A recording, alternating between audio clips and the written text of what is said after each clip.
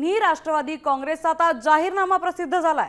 यावेळी अजित पवारांनी पुणे आणि पिंपरी चिंचवडसाठी आश्वासनांची खैरात केली आहे। नागरिकांना मोफत बस तसंच मेट्रो प्रवासाचं मोठं आश्वासन त्यांनी यावेळी दिलंय।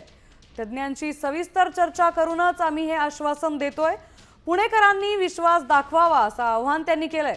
यावेळी अजित पवार आणि खासदार सुप्रिया सुळे तब्बल 2.5 वर्षांनंतर एकाच व्यासपीठावर उपस्थित होते।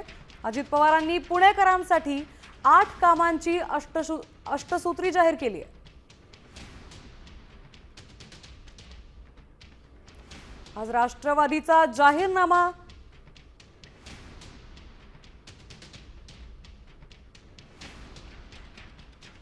$10,800 कोटी हे पेट्रोल डिझेल आणि त्यांचे जे काही तास आहेत मॅन आवर ज्याला आपण म्हणतो त्यामध्ये आपण जर मोफत बस आणि मेट्रो केली तर कशी बचत होते ते मी तुम्हाला सांगतो।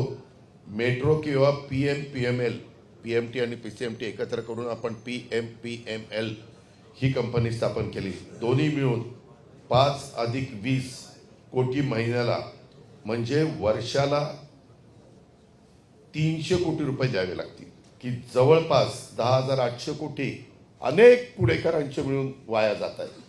इथं मात्र पुणेकरांच्या टॅक्समधनं आलेल्या पैशातनं आपण 300 कोटी रुपये भरायचे। तुम्ही पण विचार करत असाल हे काय काढलंय आज या बाबांनी, परंतु ते शक्य आहे। हे मी फार वेगवेगळ्या तज्ञांशी चर्चा करून हे काढलेलं आहे।